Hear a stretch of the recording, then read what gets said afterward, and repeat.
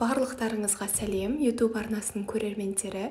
Бүгін сіздермен бірге өте ерекше, дәмді болып шығатын кешкі ас дайындайтын боламыз. Видеоны соңына дейін көріп, каналға тіркелуді ұмытпаңыздар. Бізге қажетті заттар тартылған ет, 1 дана пиязымыз, 3 картошка, 1 сәбіз, 1 штук болгар бұрышы және помидор қажет болады. Алдымен мен фаршқа пиязымызды майдалап турап алдым, немесе блендерден өткізсеңіздер де болады. Дәміне қарай тұз және қара бұрышымызды қосып, жақсылап араластырамыз.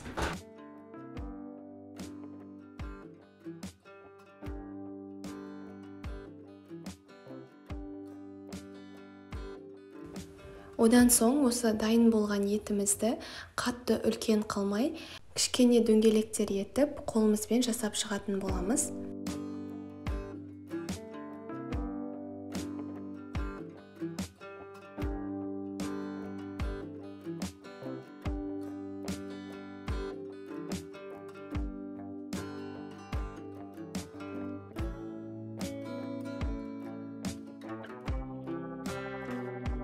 Мінекей фрикаделькилеріміз дайын. Қазанымызға сұйық майымызды құйып қыздырып алған соң, осы фрикаделькилерімізді қазанға орналастырамыз. Осылайша екі жағын жақсылап қызарғанша қуырып, жай отта пісіріп аламыз. Көріп тұрғандарыңыздай, осы қуырған кезде менде пияздары бөлініп шықты. Сол себептен, егер де сіздерде блендер болатын болса, блендермен жасағандарыңыз дұрыс. Қуырғаннан кейін бір ыдысқа салып аламыз. 3-4 минут қуырсаңыздар жеткілікті.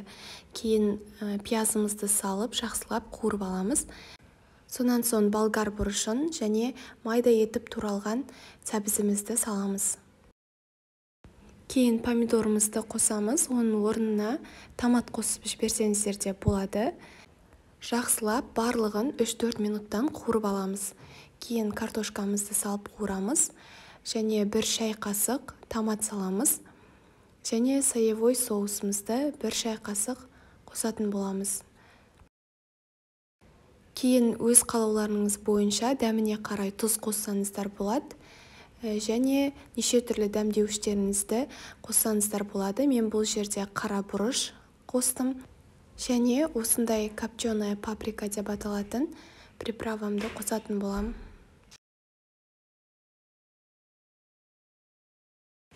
Енді барлығын жақсылап қуырып қазанымызға манағы қуырып алған фрикаделькилерімізді орналастырып салып, барлығын жақсылап араластырып, үстіне су құямыз.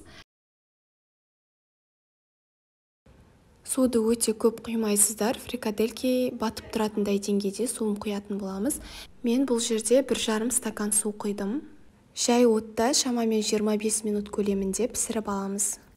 Кейін біз күрішімізді дайындаймыз. Сіздермен бүгін бір-біріне жабыспай, шашыраңқы болып пісетін күріштің қалай жасалынатынын мен бөліскім келіп тұр. Ең бірінші осы қазанымызға сұйық майымызды құйып, өзіңіздің мөлшерленген күрішімізді салып, алғашында қуырып аламыз. 5 минут көлемінде осылай қуырып аламыз. Қуыру барысында қасықпен әрқашан былғап тұру қажетпіз. Себебі күріштің асты жабысып қалуы мүмкін. Және де күріш дайын болған кезде жаңағы құйған сұйық майымызды өзіне сіңіріп алғанға дейін осылай 5 минут көлемінде қуырып аламыз. Және мен мұнда 1 шай қасық көлемінде тұз қостым. Алдын ала бөлек суымызды қайнатып алып, осылайша күріштің үстіне суымызды құямыз. Суды тек күріш батып тұратындай деңгейде ғана құямыз. Егер де көп құятын болсаңыздар, күріштеріңіз былжырап, нәтижесі ұнамай қалуы мүмкін. Осылайша бетін жауып, жай отта 15 минут көлемінде күрішіміз піскенше пісіріп аламыз. Содан соң мен осылай күрішімді тарелкаға орналастырып алдымда, ортасын осылай шұңғыл етіп жасап алдымда, осы шұңғылға дайын болған подливамызды құйдым. Осымен кешкі асымыз дайын, өте ерекше, өте дәмді болып шығады. Міндетті түрде жасап көріңіздер. Және лайк басып, комментарий қалдырып, каналды қолдап кетуді ұмытпаңыздар.